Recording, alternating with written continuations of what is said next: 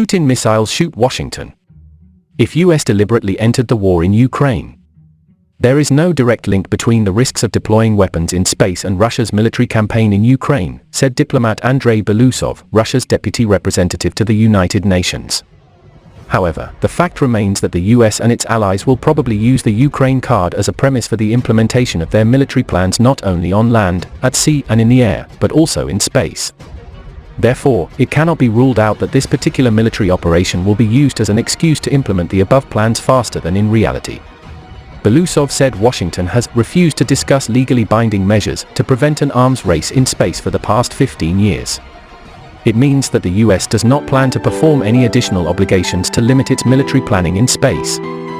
Russia thinks this means that in the US plan, it is likely to deploy nuclear weapons in space, the Russian official alleged.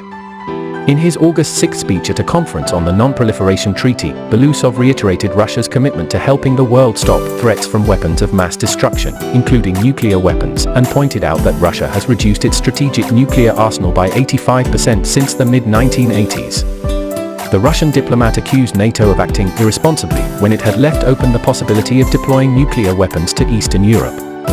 He also reiterated Russia's position that a nuclear war cannot be won and should never be waged, and stressed that under the current circumstances, it is more important than ever that the major powers' nuclear must behave with restraint and responsibility.